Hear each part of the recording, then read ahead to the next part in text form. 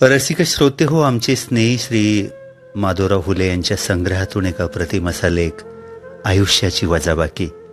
अभिवाचन उमेश शिंदे. मित्र हो, सहचारिणी असता सोबत तोपर्यंत तो राजा असतो. साथ सुटता तिची तो आयुष्यातून वजा होतो.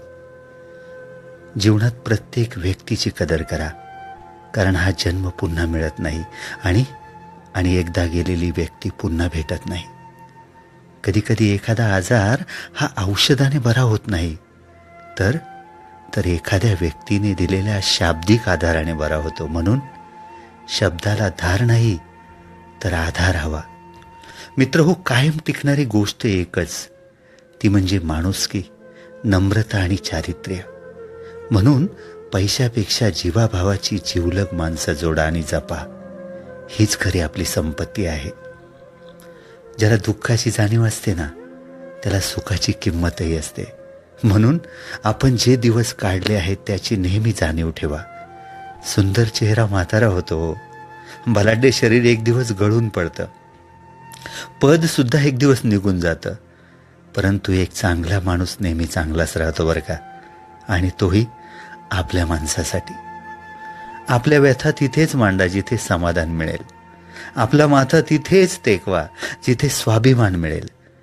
नाहीतर व्यथा आणि माथा तुडवण्यात लोक खूप सराईत आहेत. स्वप्न अशी बघा की पंखांना बळ येईल. मैत्री अशी करा की जग आपलं होईल. अपयश पण असं स्वीकारा की विजेता सुद्धा भारावून जाईल. आणि मित्र, माणूस असं बना की माणुसकी सुद्धा नतमस्तक होईल. कधीही कुणाला द्यायचाच असेल तर तुमचा वेळ द्या, कारण इतर वस्तू रागात परत केल्या जातात बरं का. पण दिलेला चांगला वेळ हा कायमच्या अप्रतिम अशा आठवणी देऊन जातो. त्या फेकल्याही जात नाहीत आणि वायाही जात नाहीत.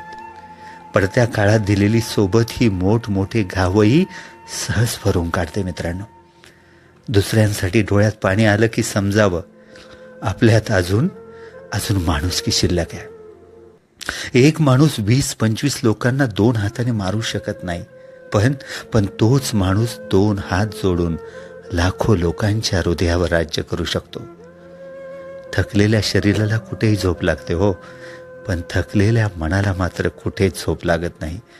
म्हणूनच शरीर थकलं तरी चालेल, परंतु मनाला कधी थकू देऊ नका. कितीही कमावून ठेवले तरी बाकी राहते शून्य, आणि संकटाच्या वेळी कामाला येतं ते आपल्या कर्माने साठवलेलं पुण्य. माणूस मातीचा आहे की जातीचा हे महत्वाचं नाहीये. माणूस मातीचा आहे की जातीचा आहे हे महत्वाचं नाहीये. अंधारात प्रकाश किती देतो हे महत्वाचं आहे. त्याचप्रमाणे मित्र गरीब आहे की श्रीमंत हे महत्वाचं नाही.